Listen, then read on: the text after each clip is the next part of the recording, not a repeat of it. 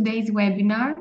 My name is Katerina Zoubli, and I have studied international relations in Greece. And currently, I'm a trainer at China Center, University of Macerata, and a core member of Association of European and International Affairs, which is a zero-budget think tank. I'm honored to be the moderator of this important discussion today about the future of China in 2025. Special thank you to today's speakers who accepted my invitation for this webinar. I'm so happy for this. And let's start. I will briefly introduce the panel. We are fortunate to have a distinguished speakers with us. The first one is Professor Francesca Spigarelli. It's full professor of applied economics. She teaches in the Department of Law. Can you hear me? Is it okay? Yes, very well. I heard something, sorry. On that, she's a professor on the topics of industrial economics, economics of innovation, and political economy. She's the China Center University of Macerata director since 2013. She participates and she has participated as a principal investigator in numerous EU and national projects. We have with us also the research fellow in applied economics at the Department of Law, Mr. Gianluca Sampaolo. And moreover, he's senior fellow at China Center. He has PhD on blue economy, and his research activity focuses mainly on China's economic and industrial policies. Last but not least, we have with us Mr. Plamen Tonchev. He's head of Asia unit at the Athens-based Institute of International Economic Relations. He's founding member of the European think tank Network on China and member of EU chapter of the Council of for Security Cooperation in the Asia-Pacific Committee. He has specialized in Chinese studies and he has published extensively in this field. Thank you to be here. I'm sure that every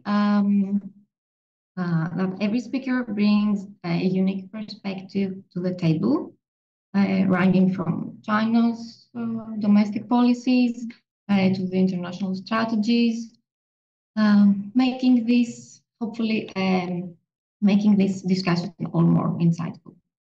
So, following our speakers' insights, we will open the floor for a Q&A from the audience. So please feel free to ask questions using the chat feature, and we will try to address them during the discussion. We have a lot to cover, so let's start. Please, Professor Spigarelli. Thank you so much, Katerina. Thank you for organizing this event at the end of your internship at the China Center of the University of Macerata. We were very happy to host you in Macerata, and you did an amazing job. So we are very happy to share with you this last event, and hopefully you can come back soon, maybe when you are already graduated and during your career, you will find an opportunity to visit us again. And also to Professor Plamen Tonchev to come to Italy and to visit us. I'm also grateful to Gianluca, who is working with me at the China Center since many, many years. And also I would like to say hello to all the participants that today are joining us in this event. We would like to touch a few aspects of the Chinese growth model. So I will just give a brief overview of key aspects of the Chinese path of development in the last 40 years. We don't have time, of course, so I will just give some highlights and then we can go back to you with some questions for some curiosity. And of course, my speech will be the umbrella under which then also Gianluca will dive into the more specific aspect of technology, tech war, and the semiconductor industry, maybe. So aspects related more in depth with the development of China. So I have prepared some slides. Let's see if it works. So you can follow in a better way. Caterina, let me know if it's okay. Okay. And I'm very sorry if there might be some noise or strange background, but this morning I had an urgent family matter, so I had to move from the office and from my hometown, and so I'm hosted in a friend's house, and the setting is not very professional, so very sorry for this. So I will just start with a comparison. I don't know how much you are familiar with the Chinese economy and Chinese growth model. So just to have a comparison between the European Union, US, and China, as you can see, they are very different in terms of population and in terms of GDP. And while, of course, China is the biggest country compared to the other two in terms of population, the United States still lead the GDP ranking and the wealth of nations in terms of world comparison. But as you can see, China has grown. China's growth has reached really incredible levels, and this has been reached in only 40 years of development. If we go back 40 years ago, China was totally another country, was very underdeveloped in terms of technology, in terms of industry, and indeed in terms of gross domestic product, both in total level and at per capita level. Europe is in between the two, but still we need to consider Europe as let's say, a benchmark for many aspects, not only in terms of growth, but also in terms of wellness of people, well-being of people, and indeed in terms of technology and industry development. So during my speech, and also I'm sure Gianluca, we will make some references also to Europe and to the US as a comparison. When I show the growth of China, I always use these two graphs that we will see in a moment that depict the level of GDP of China compared to US and Europe in the last 2,000 years. And so as you can see in the red line, China was leading the world in terms of capacity of producing products and services in terms of GDP in the 18th century. And so basically 3 centuries ago, China was at the forefront of economic growth and capacity of running an immense territory with an incredible capacity of innovation. As you can see, of course, the US was not there at the moment, and Europe was the other part of the world where innovation, invention, and expression of, let's say, magnificent was available. But then after a few centuries, China, this is the graph of last century and this century, China was really apart from the world, was really underdeveloped, was not expressing the capacity of producing goods and services, was not leading the world ranking as in the past. And indeed, in the last century, the US and Europe were competing to lead the world growth in many aspects, as we will see. But as you can see from this graph, from the 2 arrows, starting from the late 80s and the beginning of this century, China started to grow at a very impressive pace. As you can see, the GDP growth rate started really to be impressive. And if we look at the last 10 or 20 years, indeed China had an impressive growth. How can we explain this growth? So something happened in the last 40 years, and China was able to catch up US and Europe, trying, let's say, to go back to this situation, to the situation where China was really leading the world. Not only in economic terms, I want to underline one of the strengths of China was the innovation capacity.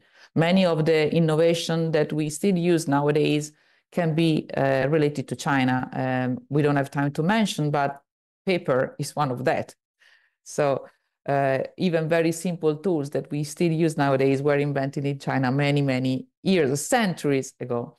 And the growth model of China that was let's say, conducted and was developed in the last 40 years has to do with the use of foreign direct investment somehow.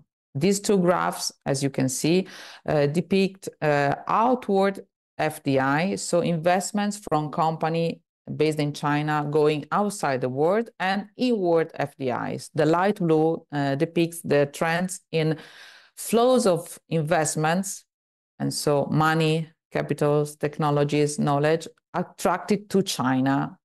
Many companies all around the world started in the late 80s to invest in China. So China has attracted enormous amount of money, knowledge, competencies, starting from 40 years ago. Later, in the first years of this century, China also started to send its companies around the globe to invest. What happened in these 40 years? These two images are really nice, I think. 40 years ago, China was a poor country, mostly agricultural, not developed. 40 years ago, when you if you could visit China, this was the typical image. I was there 30 years ago. Bicycles everywhere, people very poorly dressed, and people without good technologies to use in daily life. Now, this is China with, for example, this was just one of the examples, an incredible high-speed train line connected all over China, where people can move very easily and very quickly all around the country. Just look at these two maps, Chinese high-speed railway map in 2008 and 2020. And you see how impressive is this change that China performed in only 12 years, I would say. So a poor network of rail connection, and now an extensive, very efficient, modern, impressive network of connection all around China. This is just an example that I want to give you. China really transformed the country in only 40 years. And these three covers of the economies are just an example of what happened in China in the last 40 years. First of all, China was transformed from an agricultural country into an industrial base, mostly by attracting investments from all over the world. I talked before about FDI, so foreign direct investments from all over the world that were attracted to China thanks to favorable conditions in terms of incentives, in terms to the possibility to use Chinese workers as, let's say, a good resource that China could offer to companies from all over the world. And China started another revolution after the Cultural Revolution that was there in the middle of the 20th century. The other revolution was transforming the country into a manufacturing country. And China started to grow in terms of richness, in terms of wealth. And also, in a later stage, more recently, China started to be the home of very competitive domestic industries that started to go abroad to conquer the world, also buying other companies and other assets abroad. If some of you belong to the Greece university system, you know that, of course, the Piraeus was acquired by Chinese investors thanks to the richness of companies and of the state.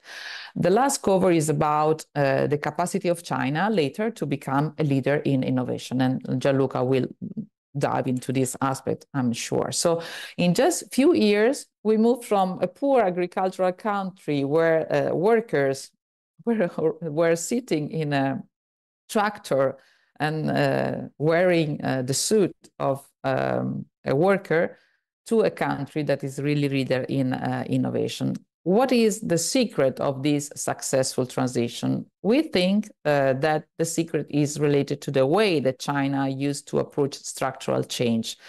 And this is linked to the use of industrial policies that were massively implemented during the last 40 years through the 5-year plans. So China started to develop very effective industrial plans with a long-term vision, a comprehensive strategy to plan the structural change of the country, starting from the industry, but going also to touch all the other aspects of the society, university system, the school, the social system. So all the aspects of the societies were involved to try to bring to this structural change that really happened in less than 40 years. So broad vision, very specific goal. Every 5 years, the goals are set and then monitored and then adjusted in case of failure of some goals or in case of difficulties. And with this very clear process of setting goals, checking them, fine-tuning them, China was able to transform step by step the industry, the society, and its way of organizing the country. Also building many cities that are mega cities nowadays. So the use of industrial policy was really core in this process. I don't have time to go through some cultural aspect, but this is very typical of China, the use of industrial policies, setting goal, experimenting, never giving up, and try to reach the goals that were set in the past. So this is very Confucius-oriented style. Indeed, the model of growth of China has reached in the past 40 years and recently a peak level of GDP growth, a peak level of GDP per capita. So if you go to China, you will see with your eyes how citizens live in the cities. The level of quality of services, the level of quality of Chinese university, the level of quality of services. And of course, this is not only everything is gold, there are also shadows in this growth model. We don't have time to go deep into the analysis, but you will see, if you look at the newspaper, that there are some pitfalls at the moment in the Chinese economic growth model. The key weaknesses of China in this moment are several, and I just would like to highlight them so we have time to discuss. And then we can also find out the reason why there are these pitfalls. So first of all, in this moment, in the last 2 years, we have been witnessing a huge rate of unemployment, especially for young generations. And so you could ask me, how is this possible? This is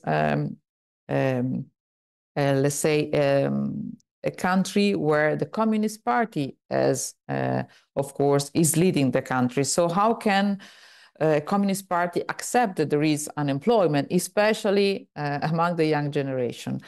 We will see the motivations for this unemployment, but this is a really important aspect nowadays because many young young students, when they finish their period at university, they struggle to find a job. Why this is happening? Mostly because China has started 5 years ago, I would say, but maybe 10 years ago, to change the economic growth model from a model that was supporting massive industrialization, manufacturing, employment of low-skilled laborers, mostly in the manufacturing sector. The transformation is for a less intense growth, more quality-oriented growth. So China wants to grow, but not at the same speed as before, wants to reach a level where the industry is important, but most of all, technology is leading the growth of China. Services are leading the growth of China. So in this moment, we have a transition of the Chinese economy from the factory of the world, the so-called factory of the world, where China was really important in terms of manufacturing.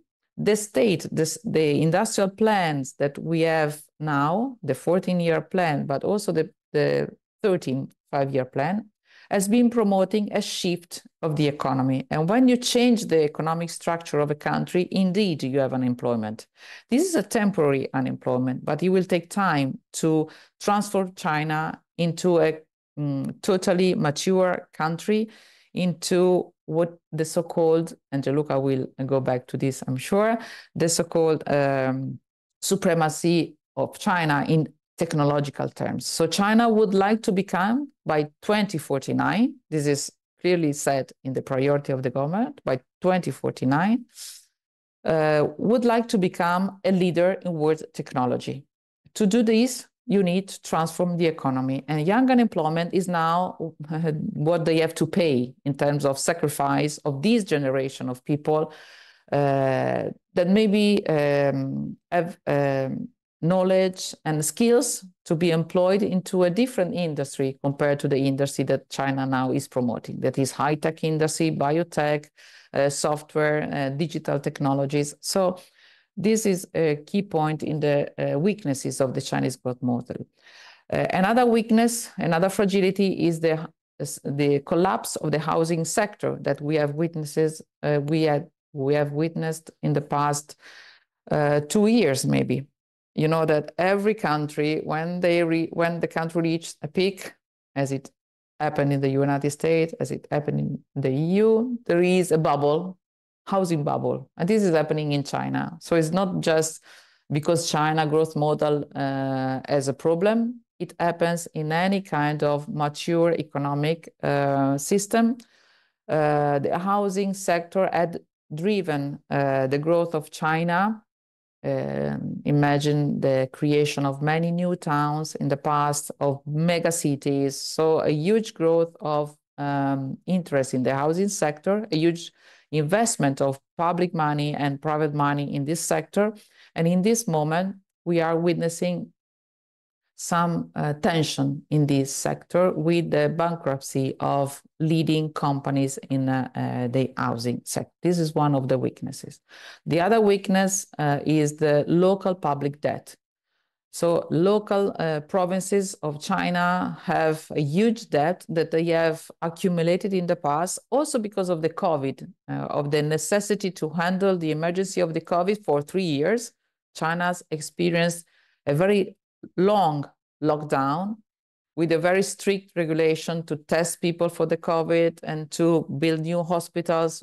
I don't go through the COVID stories, but you might remember that China really opened up the frontiers after the COVID only last year. So huge costs were attached to this policy, but this is not the only reason. Anyway, we have a problem of local public debt. The other problem, huge problem, is the technology rivalry with the US, because China is pushing the transition of the economy from a manufacturing country into a leading country in terms of technology. And this has created enormous tension with Mr. Trump when he was the president in 2016 of the United States, and then going through the years, also Biden really exacerbated the measures to try to contrast this growth of China in the technological domain. And now we are going to start a new Trump administration period. Let's see what we will have. You have heard of tensions, of tariffs, of this struggle for the technology supremacy. And Gianluca will go back, right, Gianluca? I'm making reference to you, but I'm sure that it is your specialization. So I don't go through this aspect. Of course, there are also geopolitical tension because China is trying to create an alternative model, governance model at world level compared to the so-called Washington consensus. So it's coalescing, is putting together the so-called countries of the global South to try to reach a good number of partners try to counterbalance the power of the Western countries, the US mostly, and this is creating a lot of tensions. Consider the position of China in the Russia-Ukrainian war and in many other wars that are happening at the moment. So China is also suffering of some problems in terms of geopolitical position compared to Europe and to the US. Anyway, the relation with Europe is quite good. We have a huge trade flow with the European Union. So despite these weaknesses and also the issues of geopolitical tension that the China is experiencing, the relation with Europe is still very central to China. It's very central for many reasons. One of that is trade. China needs Europe to sell its product, but also Europe needs China to have access to natural resources, to rare earth or rare materials that are needed for the industrial base of Europe. And also bilateral investments are quite important. This is a map depicting how much EU and China are related and and are really integrated in terms of investment. Sorry, I didn't realize that I left a sentence in Italian. This is the flows of foreign direct investment from China to Europe and from Europe to China as a percentage. You see that in the past, China was investing a lot in Europe. Now the percentage of flows is decreasing, but still we have many, many examples in Italy, and these are two companies from our market region, from our region, where the first picture, Chinese invested in the motorbike sector in a very successful way, I would say, and are really strengthening their presence in the automotive sector as well in Europe, thanks to many investments. At the same time, we have a massive presence of European firms in China that are still very interested in the Chinese market. And this is the picture of FAM, a local company that opened few branches in China to strengthen its competitive advantage. Indeed, we also have a very good scientific cooperation. I'm saying that because despite what is happening nowadays with this geopolitical tension and this narrative that China is a little bit isolated from Europe and the US, in terms of Europe-China cooperation, we still have a lot in terms of trade, FDI, and also scientific cooperation. This is just a picture of a final conference that we had several years ago in China, but it's just an example of how many links we still have in terms of scientific cooperation with that country, with that part of the world, mostly because they are doing a lot in terms of innovation. So we need this kind of cooperation, and we need to protect this kind of cooperation, I think. So this is my reference, Francesca Spigarelli and the University of Macerata and the China Center. So I just highlighted few aspects of what was China doing with these industrial policies that were very successful in turning the country from a mere manufacturing base, from the factory of the world, into a very important country for technological innovation, for innovation in general, but specifically in the technological domain. And this is a result of the use of industrial policies. This means that the government every 5 years set goals and strategies to be followed to transform the country. And in this specific moment, in these last years, we see some weaknesses in the Chinese growth model. I've listed young unemployment, the housing sector, the public debt very high at the local level, the geopolitical tension that somehow are the result of another choice that China made. The choice is to become, by 2049, a leading country where all the population is lifted up in terms of wealth, and where the country is no longer the factory of the world, the country is supposed to become a very well-developed nation where technology is developed. So China wants to become a hub for digital, and not only digital, innovation. So what we see now is the result of something that is planned by the government. Indeed, there are also some weaknesses that cannot be explained only with some choices of the government, because there is a reaction of other countries to this choice that China made. The reaction is the one of the United States and partially of the European Union. As we have seen in recent months, we have this discussion about tariffs that also the EU wants to impose, is imposing on Chinese goods. So the world is changing and China has to absorb this external shock. And so I think that now I can really give the floor to Gianluca. Maybe Caterina, you are the chair, because it will be very good in explaining more in detail what is happening in China with this digital transformation that is at the core of what is happening now in geopolitical terms. Everything is related to this wish of China to become a global leader of innovation. Thank you. Thank you too for this passage from the past, 40 years ago, present, and to the future. So we can continue with Mr. Sampaolo.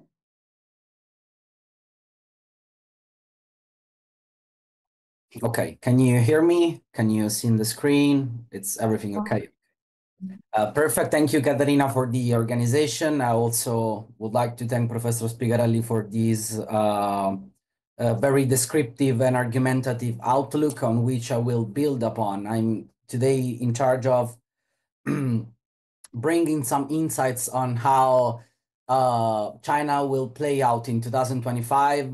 We have set the title of this webinar as Peak China or Restart China, and I think that much of the debate on this peak versus restart China relies on the domestic versus international dimensions interplay. And this is where I would like to focus my contribution, but also to raise some awareness and raise the curiosity of our participants in terms of the question they would like to ask at the end.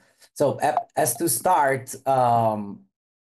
we all know that the year 2024 brought significant developments, such as the elections in the US, the EU and Taiwan, with regards to the EU, the new EU Commission mandate and tariffs on China made electric vehicles, and also in China, various efforts to redirect its domestic economy.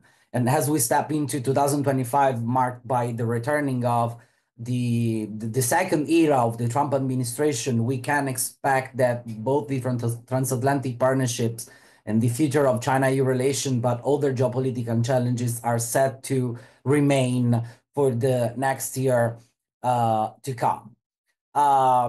As I was saying, I do believe that thinking about China's future, thinking about China international standing in 2025, it must come from some points of reflection. Again, I mentioned in the domestic and international interplay. And one way to do so is to start off with considering the context of weaker Chinese growth, which is in all public debates, in journals, and in all mainstream media outputs.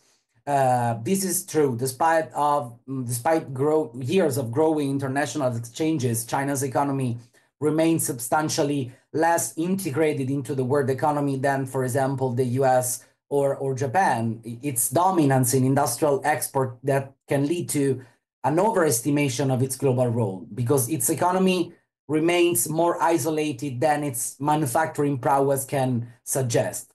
And these disparities, as also Professor Spigarelli mentioned, in terms of China's economic integration, are the result of selective and sequenced approach by Beijing, but especially in terms of industrial policy. One interesting graph to look at is the one I put on the left side of the screen, which is built on the China Internationalization Index provided by Merix, that reveals how China's opening up was aimed at securing, first of all, commodities, investment, and talent for China. And this difference between economic integration and manufacturing power reflects that China's integration into the global economy was and is being largely driven by real economic activity, which stand as tangible actions such as trade, foreign direct investments, the movement of labor and the exchange of idea, and less so by financial economy and its vast but intangible assets such as the capital markets and related services. A second point of reflection is how Xi Jinping is reimaging the economic growth in terms of national security, and these moving trend, these shifting trends has blurred the objectives that Beijing has been setting and has assigned to its international economics changes and globalization, resembling what has been deemed as globalization waves, globalization trends. The countries opening up should be reconsidered, no longer and not only aiming at attracting foreign resources to spur domestic economic development, but instead to refer to China that is trying to reach out into the world to secure desperately needed technologies and supply chains for the Chinese industry. A third point is reflecting on recent data that are available online regarding economic data and economic statistics. So China remains an investment-led economy, and this is although being the largest source of investment and gross manufacturing output, it's only hold 20% of the global consumption. And this is due to the fact that the domestic economy cannot generate nearly enough demand to absorb everything China produces. And to create growth, therefore, Beijing has come to rely even more on export of excess industrial output that cannot be absorbed in domestic market. But this is a beneficial move only and can bring relative gains only if other countries reduce their manufacturing investment, or on the other way, if Beijing expands its share of global export. Last but not least, in terms of importance, as we all know, after the catastrophic COVID-19 pandemic, most advanced economies starting to realize the necessity and the over-dependence on China. And this is where it comes the de-risking waves, de-risking trends that, again, most advanced economies are pursuing against China. And this, of course, question the wisdom of a deeper economic integration as the way forward to deal with global challenges, and even pushing for diversification in critical areas. A second arena where the domestic and international interplay comes into play is, of course, the innovation system. In 2024, China's leaderships continued to emphasize the centrality of science and technology to the country's futures. However, results have been mixed, which is best reflected on the graph you can see on the left side of the screen, that reflect China's low progress on the Global Innovation Index that ranks countries annually on their innovation prowess relative to each other. This is true. This is happening also, and especially in light of current challenging international environment. That means being cut off from Western-led technological development will make it costlier for China to remain competitive across all strategic technologies. The recent export controls announced by the US at the beginning of December was targeted the AI memory and chip tools, and this is expected to bring more turbulence in 2025 as the second Trump administration takes the helm in the United States. The Communist Party has been well aware of this situation and has been taking control of this situation in a way that party organizations in half of China's provinces have set up branches of the newly established Central Science and Technology Commission, the CST Commission. And this is being created as part of the reorganization and restructuring advocated by the National People's Congress in March 2023, and it's been established, and this is the most important thing, at the level of the Politburo Standing Committee, which is endowed with decision-making authority. And this restructuring also includes refining the Ministry of Science and Technology by strengthening its responsibilities, strengthening its focus on high-level strategic policy settings, and by designating the Ministry of Science and Technology itself as the CST Committee's executive office. And at the fundamental level, we should reflect upon the fact that this organizational restructuring should be viewed through the lens of a leadership that is intent on imbuing its technocracy. The CST, just to give further details, it's not just another leading group. It has the authority to execute policy and allocate funding. This is where the real power lies. And the idea is to secure that the CST committee ensures that government research funding flows to science and technology programs that align with the central party priorities. And such an institutional setup is somewhat akin to the White House Office of Science and Technology Policy, as well as the Technology and National Security portfolio under the National Security Council. In the Chinese version, the Ministry of Science and Technology is a more powerful office of science and technology policies that leverages its staff expertise to execute top leadership plans, while the CST committee set the strategic agenda at the White House level and is led by someone with proximity to the president. This is all aimed at creating and realize the Beijing desires to create a new national innovation system that integrates high-tech talent, research, and commercialization of products, goods, and services, aimed at tightening the links of what is called as innovation chain. The objectives are to accelerate the commercialization of potential breakthrough technologies, which requires collaboration between research and industry. And this, in terms of international standing, fundamentally links to how innovation is being reshaped and reconceived in China. And how this will play out in global affairs in terms of the impact of this new wave of Chinese innovation, in terms of redistribution of value chain across China, outside China, and also in terms of the Western response to this newly established national innovation ecosystem.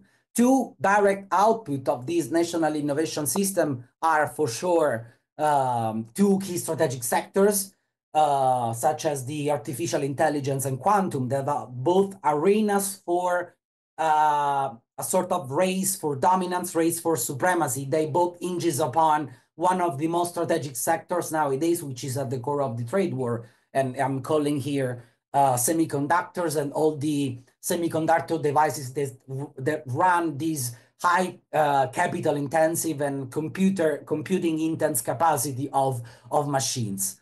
As I say, these two areas of technologies, AI and quantum on the other side, are both arenas for geopolitical competition, for economic competition, and at the center of science and technology competition. But on the other way around, they are also reveal strong potential for international collaboration. Think of the fact that the number of research collaboration of individual researchers in EU is one of the largest at the global level with Chinese researchers. And these linkages in terms of individual relationships, in terms of research, is going well beyond politics. It's going well beyond what is being decided at the EU Commission in Brussels.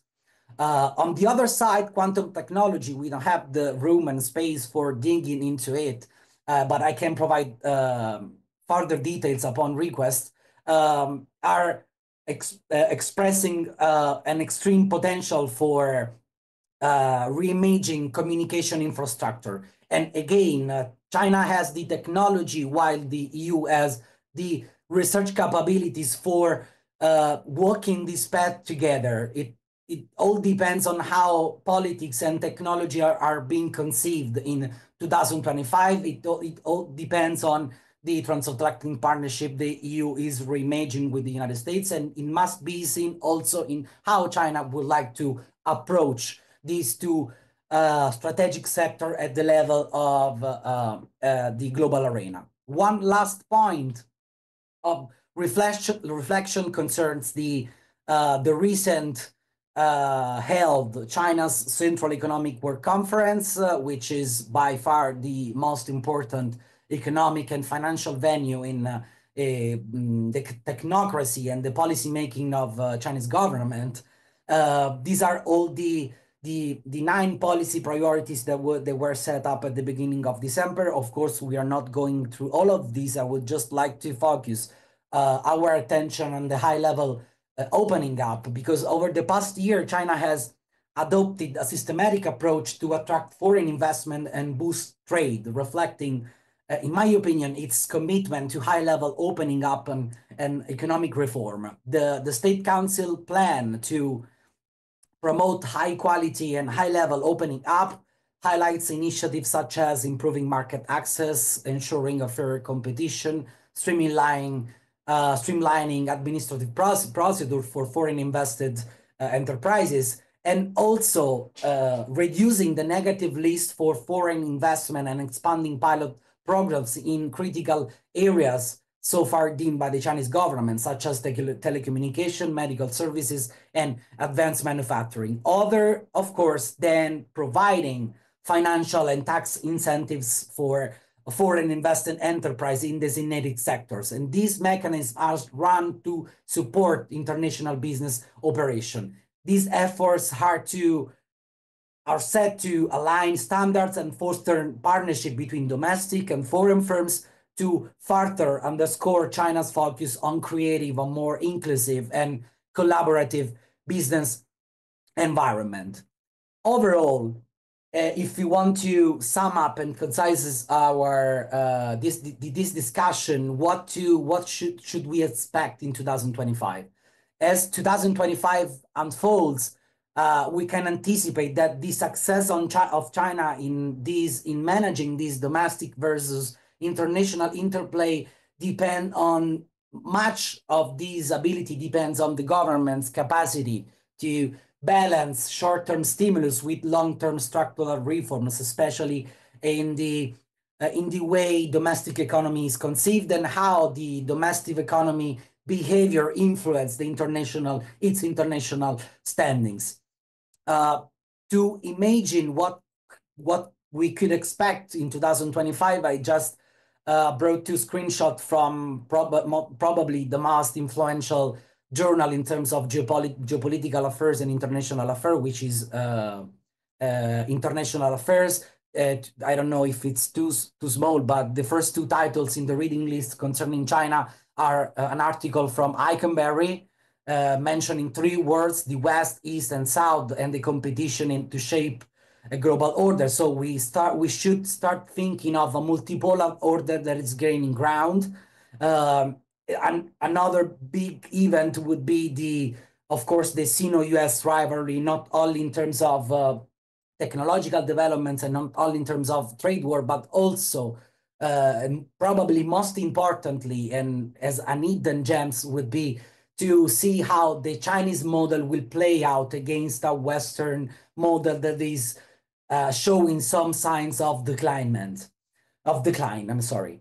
On the other side, China is building much influences in international institution. I attached here a screenshot from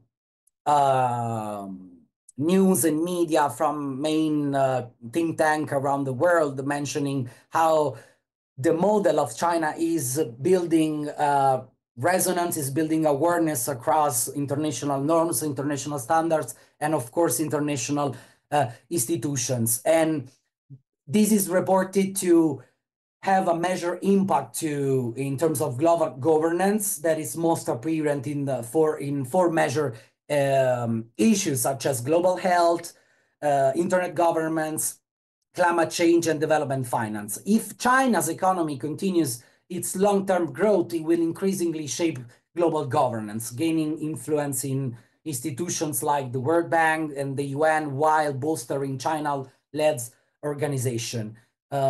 On the other side, China's assertiveness could enhance global governance by addressing emerging powers' needs, fostering solutions on issues like climate change, and launching effective institutions, as seen with the Asian Infrastructure Investment Bank and the BRI-supported institution. However, this approach risks and brings about division trend because Beijing dominance in areas like development finance could sideline existing bodies, while its promotion of authoritarian norms would be, for example, in human rights and internet governance, threatens, of course, collaboration as is intended, as it is conceived in the Western world. So the prospect for a fragmented world divided between open and closed internet models, for example, could emerge, further polarizing global governance and further giving resonance to such article posed by the International Affairs, but also by other outlets such as China Horizon Research. This is all from my side, and I'll be glad to answer any question you may have. Thank you. Thank you very much for this approach and for all the data that you mentioned. So I can pass the floor to Mr. Tonchev, and I will share the PowerPoint. Also, if there are any questions, you can chat, you can write it in the chat, or you can open the microphones to be more lively. Give me a moment.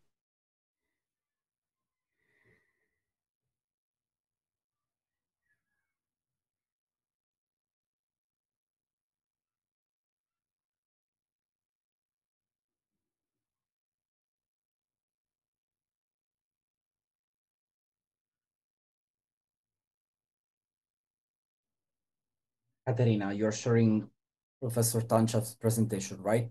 Okay.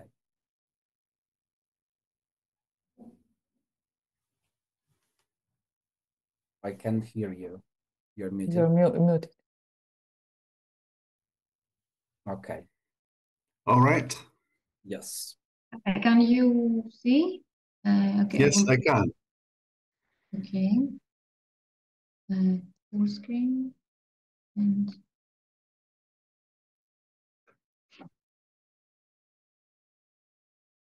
give me a moment to go to the first page.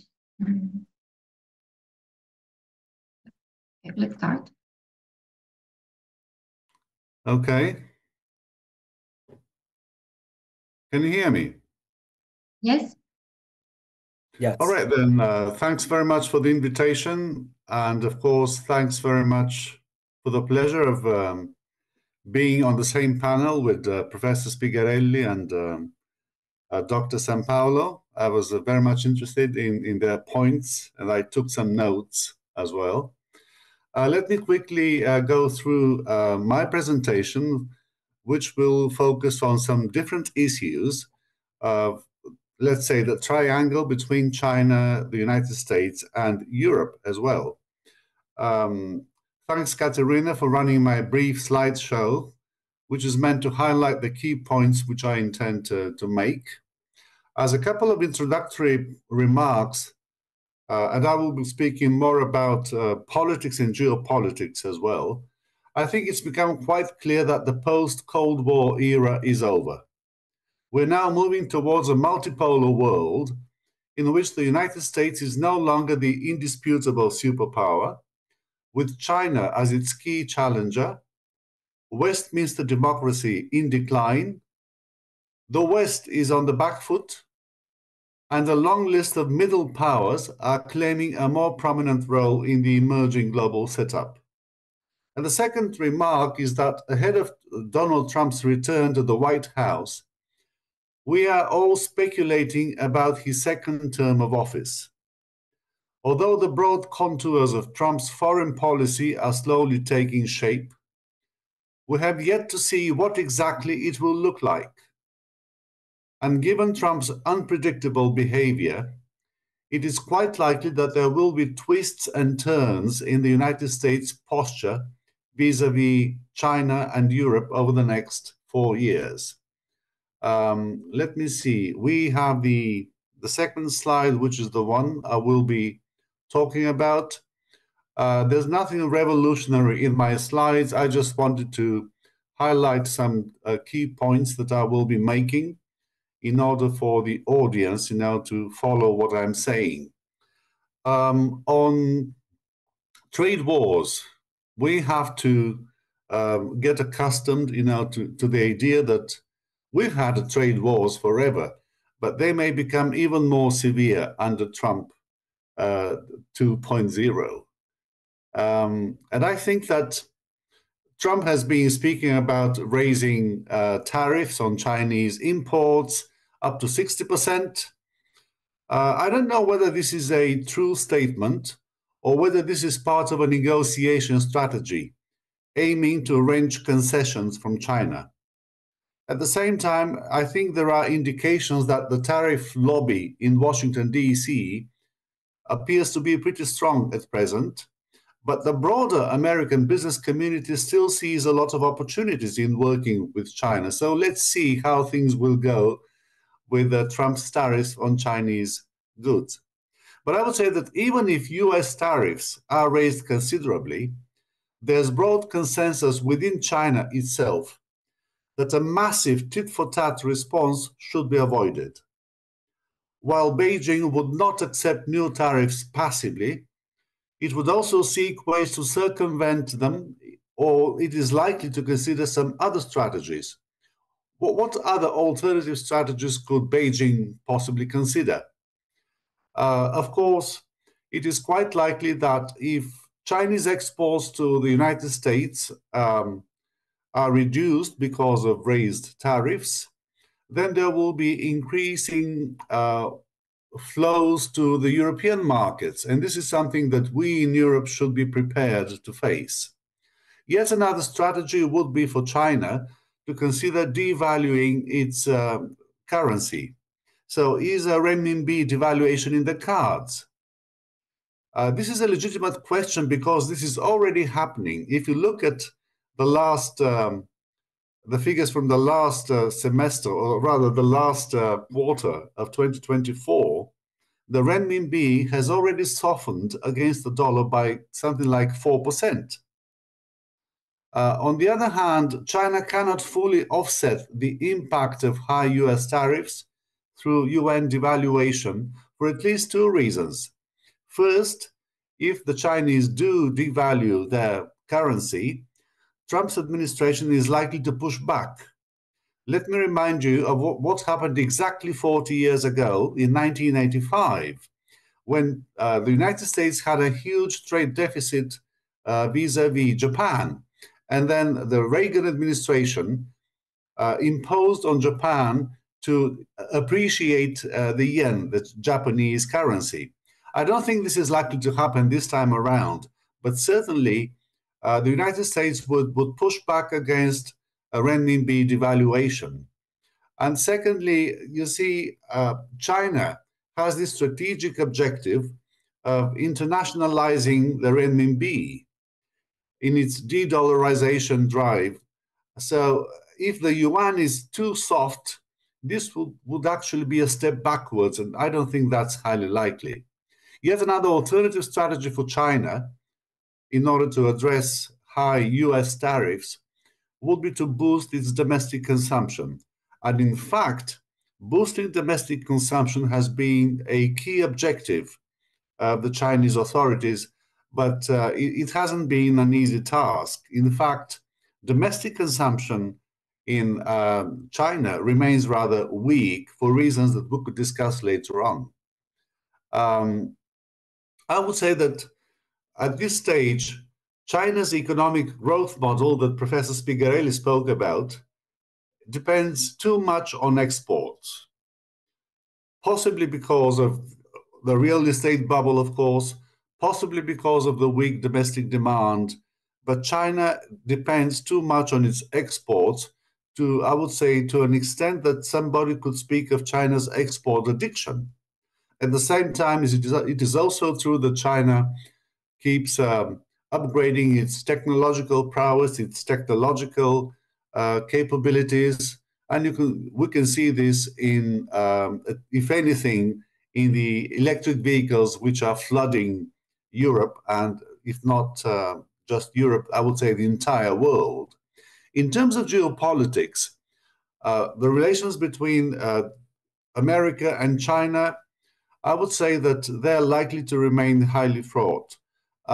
Trump's instinctive reluctance to see the United States engaged in conflict overseas is pretty much along the lines of what he spoke about before the election last November. But I would say that in his entourage, in his close environment, there seem to be three schools of thought: the hawks, the prioritizers, and the restrainers. The hawks are those who speak about American supremacy across the board, and America should make use of its military might, not just vis-à-vis China, but on a global scale. The prioritizers are those who say that, listen, our priority is China. We should focus on China. Forget about Europe, forget about the Middle East, forget about Africa. Let's focus on China. That's it. And the restrainers are those who basically relate to the MAGA movement in the States, who say that we should focus on internal domestic developments, the economy, and, why should we bother about the rest of the world? I would say that at this stage, it's hard to say what kind of policies Trump would endorse. But it looks like Mark Rubio, the incoming foreign minister, and Mike Waltz, the incoming national security advisor, belong to the hawks. Now, let's see how things will develop. It looks like the prioritizers will take the upper hand, possibly sometime in 2025. But in any case, hello? Is everything okay? Yeah. Go ahead. But in any case, I think that Taiwan and the South China Sea will certainly remain very high on the United States foreign policy agenda, even under Trump's administration. It'll be interesting to see how Trump will go about the Taiwan issue. In fact, people in Taipei are a bit worried because they think that Trump may take a rather transactional approach to Taiwan. Let's see how things will play out there. There's an interesting debate in circles around, Xi Jinping in China. Chinese scholars are a bit worried that perhaps Trump might seek to strike a grand bargain with Russia against China. This is what's happened more or less. Well, it was quite different back then in the early 70s when Richard Nixon, made his overture to Beijing against the Soviet Union back then. It is interesting to see whether America will try to do something like that with Russia against China. But in any case, you may remember that back in 2018 and 2019, Trump met the North Korean leader Kim Jong-un twice. So why not try something with Putin this time around? It's an interesting question, to keep an eye on. And in any case, what Trump number two, will have to face in terms of facing China is whether his economic, toolkit will be sufficient to face China as a geopolitical answer. Let's please, as a geopolitical challenge. challenge. Let's move on to the next slide, please. And I will quickly run to, I will have to gallop through my presentation. Can I have the next slide, please?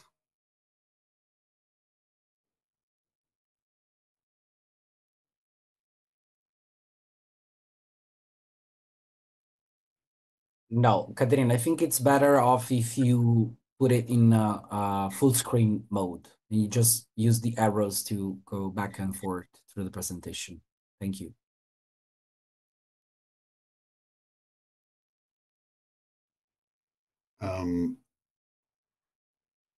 Right. Okay. Very quickly then on US-EU relations. You know, transatlantic relations have never been easy. They've always been tense. Let me simply remind you that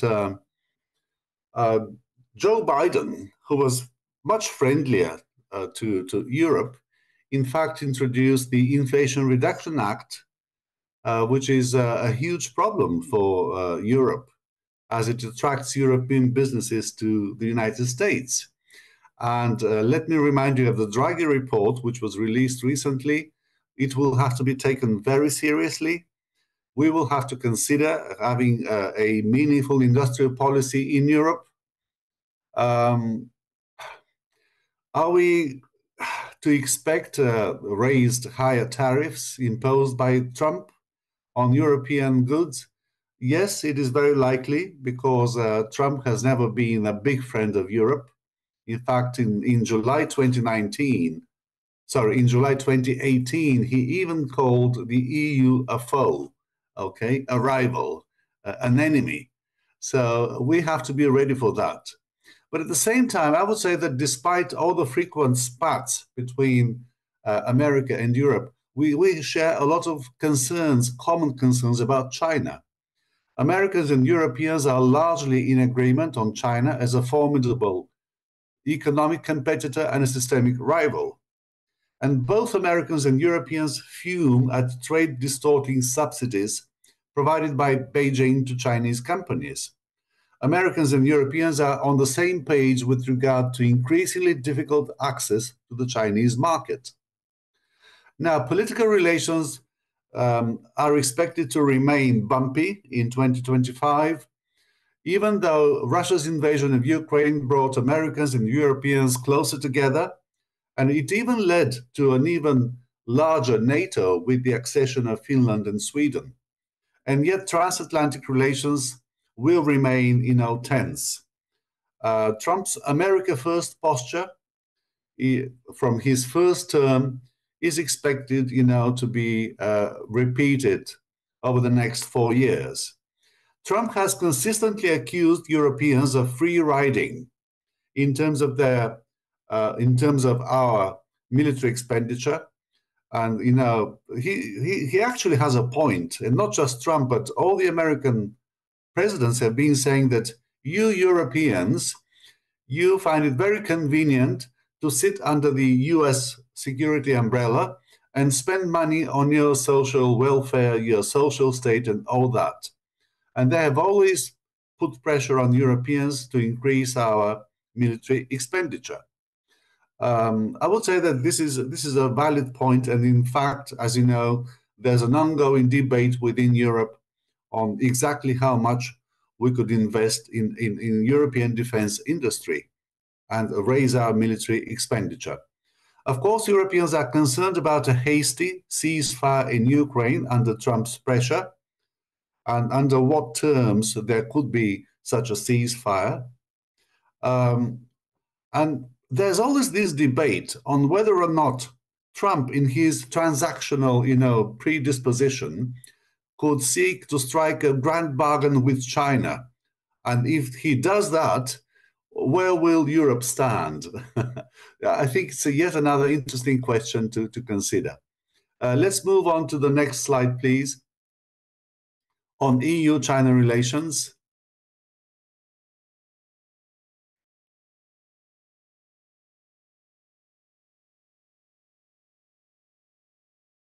Are we there? Yes, can you see? I can't, but if you're telling me My that it's laptop is EU-China already. relations, Yeah. I see. All right. It's Quickly then, you know that over the past 5 years, there's been a considerable shift in the attitude of the EU towards China. I don't have to mention, all the strategic outlook or the comprehensive agreement on investment, which actually failed and is dead in the water. It's quite clear that during the last China-EU summit in Beijing in December last year, tension was really high between the two sides. I don't have to mention, the European tariffs on Chinese electric vehicles. We are aware of all that. It's quite clear that there's I would say, the beginnings of a trade war between Europe and China. It is also clear that most European states over the past few years have reassessed their China strategies and what Beijing's leadership ambitions entail. It is fair to say that in general, Europeans have developed a much more clear-eyed and assertive approach to China, though there's no Europe-wide consensus on how exactly to address the Chinese challenge. You'll see on the next slide, but not just yet, that we released at the European Think Tank Network on China, ETNC, we released a report on de-risking, basically detecting the attitude of European countries towards China and exactly how European countries want to implement the de-risking policy. And there are, there's quite a high degree of fluctuation there.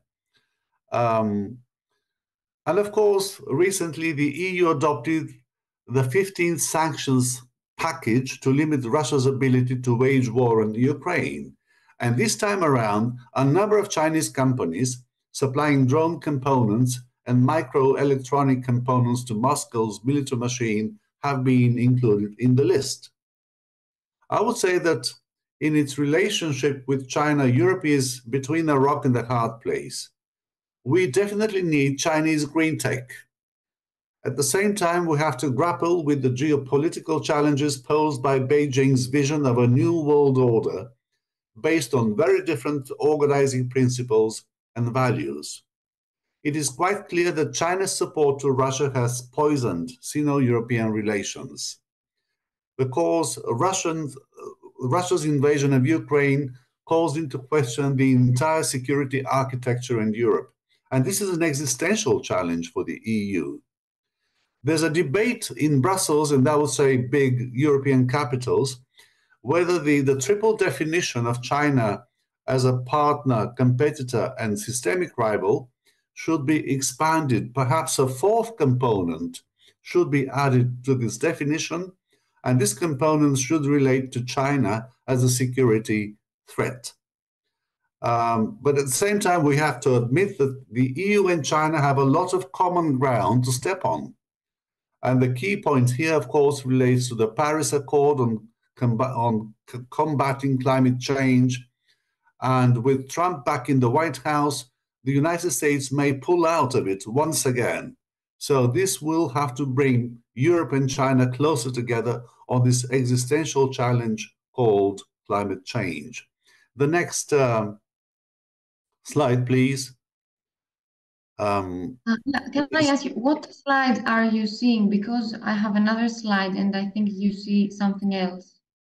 I am in the next slide. The next slide is a table. Okay, I have upload European response to de-risking. That's right, indeed. Yes, that's the slide I'm talking about. I'd like you to have a quick look at it.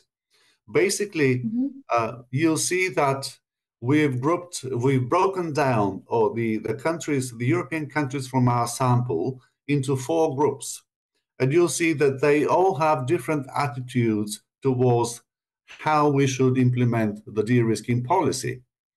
And this is pretty much, I would say, typical of Europe. I believe that Gianluca spoke previously about fragmentation in Europe, and this is a case in point. We're not united. Every single national government has its own policy towards China, and this is a challenge that we will have to grapple with. Let's move on to the last slide, and I think that it would be fair to offer some initial thoughts, as food for thought. I think that in Europe, we clearly have a number of disadvantages vis-à-vis the United States and China. The EU does not have its own army and depends to a large extent on the NATO/US security umbrella. It's also true that the very architecture of the EU renders decision-making a notoriously cumbersome and time-consuming process. The EU is neither a unitary state, as China is, nor a federation like the United States. And we will have, to face a number of challenges. Europe is aging, just like China, by the way.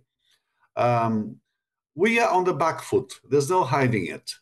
And it is up to us, Europeans, to clean up our act and address the strategic challenges highlighted in a number of policy documents, just like the Draghi report recently.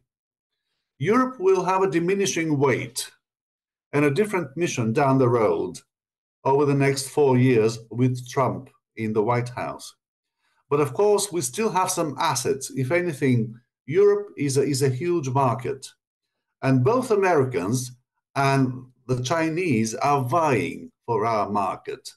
They want to be on our market. So we're still a powerhouse, and we will have to make the best of this. Obviously, there's a debate whether we should, have some kind of equidistance between the United States and China. I don't think this is possible. First of all, we will always be closer to the United States for security reasons and because of common transatlantic values. And then there's the debate on strategic autonomy. It's a rather hazy, blurred notion that nobody can define, precisely. But I think that even if Europe does attain a degree of strategic autonomy, this does not mean equidistance. The quest for genuine European sovereignty or strategic autonomy is nothing more than a legitimate concern to retain our ability to make decisions that best serve the interests of Europeans in an increasingly dangerous world. This does not mean equidistance. Thanks very much. With the warning that whatever happens in 2025, I think one thing is certain. There will be turbulence, and we'd better buckle up. Thanks very much for your attention. Thank you very much, too, for all this approach and all these elements that you talked about, and for the questions that maybe we can start a discussion about that. So the floor is open for everyone who wants to add something, a comment, a disagreement, or something, or a question, whatever you want. I will stop there. I'm sorry that maybe I think you didn't see the presentation from the beginning. I thought that you had this option before. No, no worry. So maybe, Caterina, can I start just to break the ice, as I would say? I really appreciated Professor Tonchev's speech, really clear and sharp, and I totally agree with your view. I would like you to comment on the tariff that are discussed nowadays that Europe has imposed on electrical vehicles. There is a huge debate, especially in the countries where the big car makers are located, so mostly Germany, but also in Italy, as you can imagine. So just your opinion on what is happening in this race for electrical vehicle adoption and for the sustainability of energy in Europe. Thank you. Right. If I may quickly address this question, thanks very much, Professor Spigarelli. You will, of course, be aware of the split within the EU. Nothing unusual there. We are normally split on every single issue in Europe. And this was certainly a divisive issue. I understand that out of the 27 member states of the EU, only 5 objected to the tariffs on Chinese vehicles. 12 abstained, and only 10 supported it. So I would say that it was mostly through abstention that these tariffs were adopted in the EU. There's a clear split. But I think that, you see, the big car makers, Germany, to start with, objected, of course. But at the same time, car makers in Europe remember very well what happened to the solar panel producers over the previous decade. And they were literally decimated by the Chinese solar producers. And there's this fear in Europe that we cannot afford to have the same incident or the same, outcome. There's this argument that, car makers in Europe provide a lot of jobs. And then, of course, there's a lot of high tech in automobile industry. I'm not taking sides here. I'm simply describing what happened over the past few months in Europe in what was a very heated debate. I think that unless Europe develops, the EU comes up with a elaborate and very meaningful and effective industrial policy, I don't think that we can face China. And thanks very much for your presentation and the points you made on China's industrial policy. We may have to learn a lesson from China on this. Yes, I totally agree. Thank you. Thank you so much.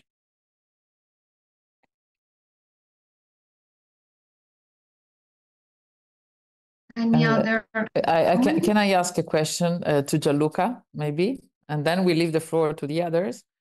Do you have any insights on the Made in China 2035 or the 15-year plan? Because we are very anxious to see what will be written there. Next year will be a very important year, not only because Trump is going to take the power and we see Europe, how he's managing this situation, as Plamen Tonchev was mentioning, but is also the year when 2 really important policy documents will be released. And the reaction of Europe and the US might be different in terms of extensive reaction in terms of what is written there. So Gianluca, you recently came back from China. Do you have any insights on that? Yes, thank you, Professor, for the question, which is timely in terms of the year we're going to face. 2025 marks the ending of the 14th five-year plan, the 5-year planning, long-term plan, let's say mid-term planning. Long-term in Chinese is something very, very long-term, such as 2035 or 2049 objectives. But in March 2025, the National People's Congress will reconvene for the annual 2 sessions discussing the achievements and, in my humble perspective, of both plans. So the 14th five-year plan, but also the first, what we could deem as the very first industrial policy, or the very first industrial evolution of China, which is sanctioned as the Made in China 2025 plan.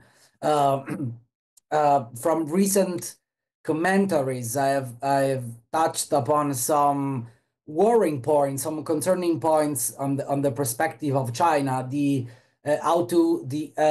self-sufficiency rate they have set in both plans, which is set at 70% of industrial production, is well behind these objectives. So the goal of China of becoming more self-sufficient, more less independent of Western-led technologies is even deteriorating, considering the prospect of further restrictions of China's technological advancement, of China's catching up, and China's sourcing machines and high-end equipment from Europe, for example. So I've also heard, not from public news, but with on debates and colloquial, let's say, chats I have with some colleagues in China, that a new Made in China 2035 is running. It's not out yet, but it's something that it will be pushed further in 2026, actually. So it will be finalized within the next year, but it will set its own path starting from 2026. So that would be the second, the second round of China's industrial revolution, which, in my opinion, will build upon the success of the previous, but also will target those areas which will be increasingly targeted by the trade war, especially by the United States. And this, of course, will have a measure impact on global affairs. Again, I get back to the slide where I was presenting the Central Science and Technology Committee. This will play a huge role in terms of how innovation is being conceived and is acted upon all sectors and of all, let's say, classes of innovation in the China's economic system. Yeah, this will have a big influence on the global affairs, and we have to monitor this very carefully in order to catch the opportunities, but also find some counter moving towards warring Chinese perceptions or action that could resonate as warring from this side of the world. And mine would be a question to both Professor Tonchev and Professor Spigarelli. In your personal perception, how would you see the next Trump administration? I start? I personally, I think that it will be a very opportunistic administration, not clear in the direction, because in the case of China, of course, there is this big tech war that we have mentioned many ways in our speeches. But on the other hand, there are many interests, and also there is a shadow president that is Elon Musk. And the position of Elon Musk in China is totally different from the political position of Trump. I mean, he has received a lot of support from the Chinese government to open the Tesla premises in China, huge support from states, from banks that are controlled by the states. And Elon Musk needs China to sell his product. And so I would say that it will be a very pragmatic administration, maybe some measures to show the strength of the US, maybe tariff on one side, but on the other, a very pragmatic position, because there is a market there, and Elon Musk, especially Elon Musk, cannot stop cooperating with China. So when in the previous week somebody asked me or interviewed me about this point, I would say that it will be a very opportunistic policy. So picking up opportunities when there are, and fighting where it is necessary, mostly for the consensus in political terms. This is my opinion now, but let's wait for maybe 2 weeks or 3. All right. On my part, 3 very quick points. I think that, first of all, Trump is unpredictable. He is known to be predictable, and that's the only predictable thing about him. He's actually conscientiously a maverick, you know. He wants to take people by surprise, and that's always been his thing, his shtick, as they say in America. I wouldn't preclude, you know, something really spectacular, and I already alluded to that. Perhaps he may seek, you know, to strike a deal with China or Russia. You never know, a grand deal. although this does not seem very likely at the moment. The second point is that, of course, he promised a lot of things before the elections. Things normally are different after the elections. And then, of course, he may have to, take into account the necessities of international politics. And international politics, is a dirty game.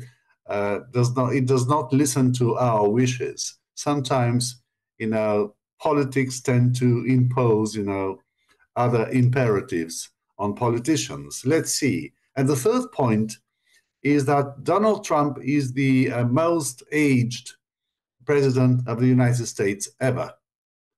He will be 82 by the end of his term. I don't know whether he'll be in a position, to exhaust his second term. Maybe J.D. Vance will finish his term. I don't know.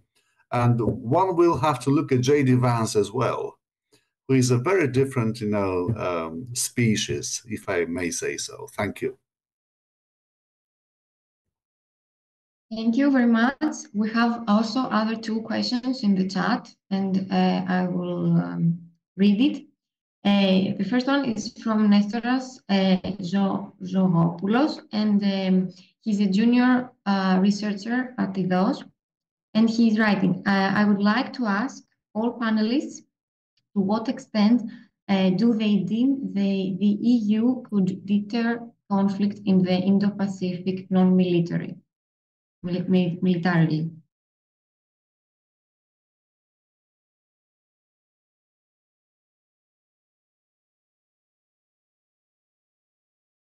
Should I very complex question.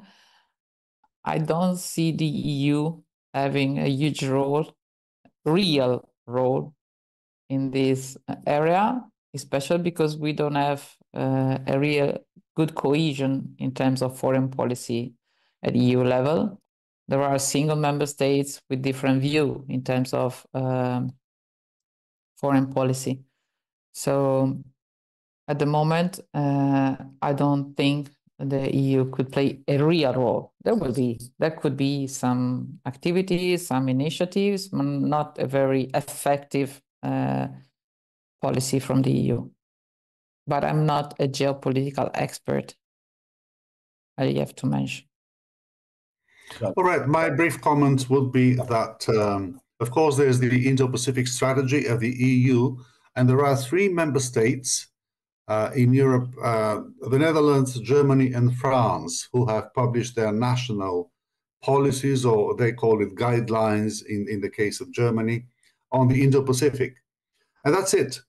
If you look at the European EU Indo-Pacific strategy, it is based on 7 pillars, but they're mostly soft pillars, all right? It has to do with maritime security, the environment, trade and investment. And of course, security is there, but not in terms of hardcore security. It is member states like Germany, France, of course, which is a resident power in the Indo-Pacific. The Netherlands, it's Britain, which is not in the EU, sending their frigates, their assets, military assets, basically on short-term missions.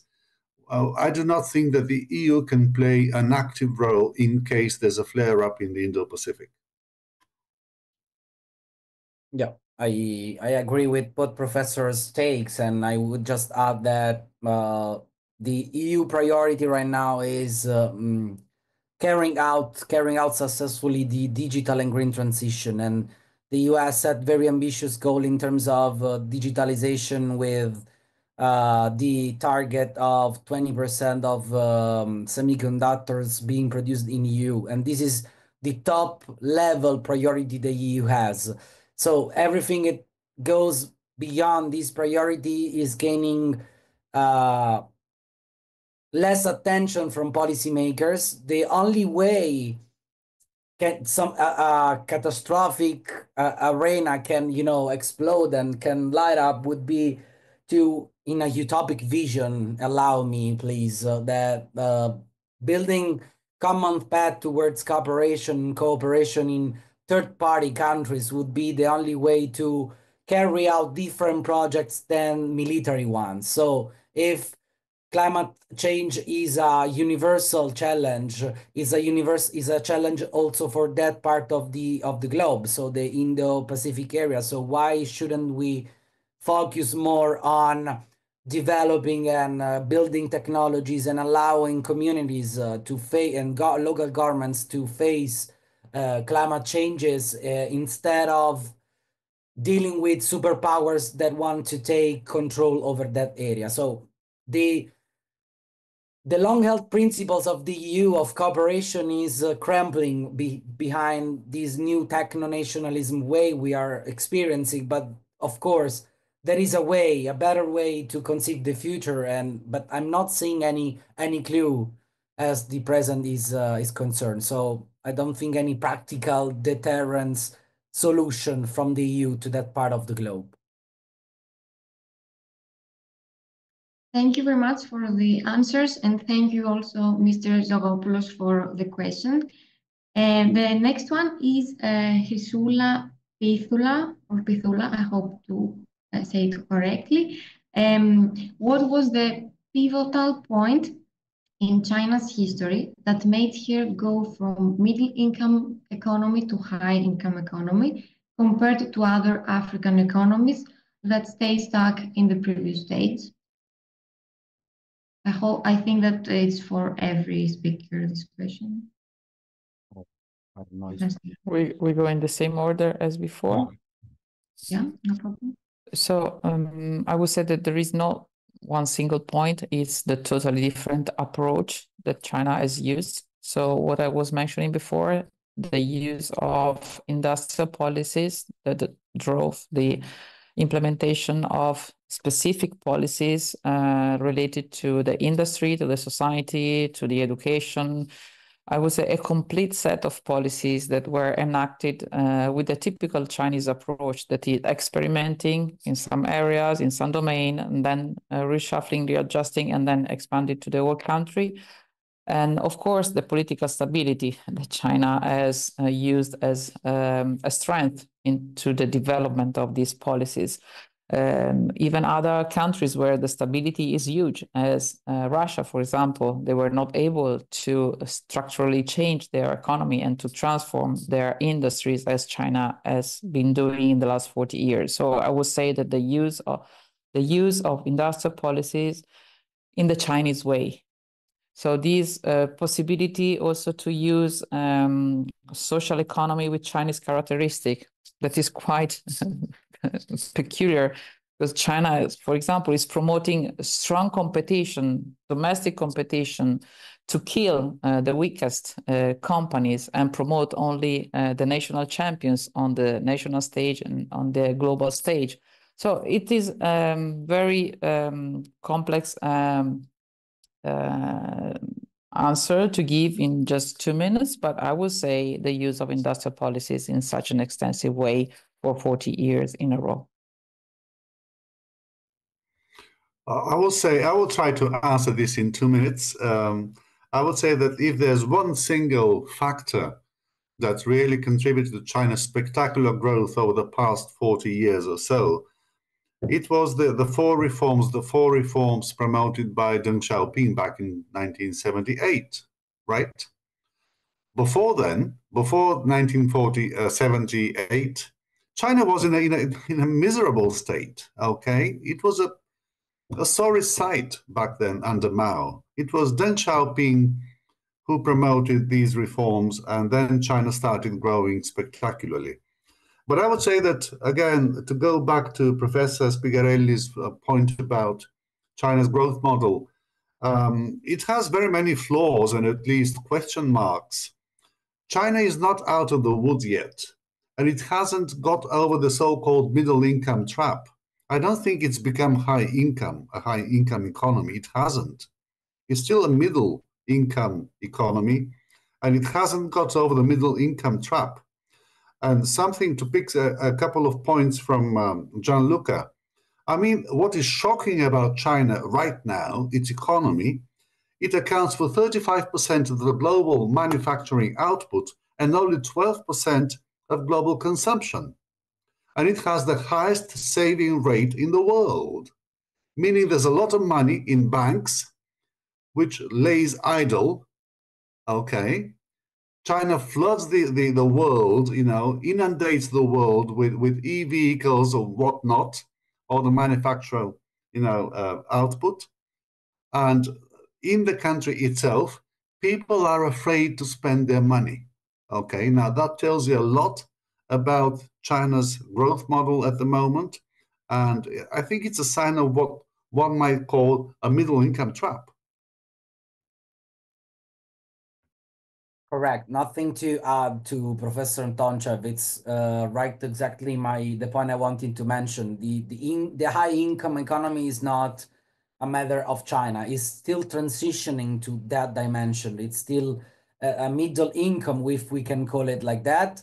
The industrialization that Professor Spigarelli has mentioned has, of course, brought about many benefits and a widespread industrialization, but with not so many benefits at a national level. You have to think, I always tell my students that around 70 millions of people pretty much located in China's coastal areas runs China's national GDP. And 70 millions of people are ultra-billionaire out of 1 million and 500 millions of the entire population of China. So rich people are very less compared to the other sides of the economy of the society. And this would be, in my opinion, the biggest challenge China has to face in both the 15-year plan, but also in the next industrialization phase, which will be represented by the upcoming Made in China plan. If China is not able to translate development to the wider society, it cannot be called a high income economy. It's still grappling around the middle income trap. So this is the biggest change in terms of governing the structural change of the economy and of course of the society.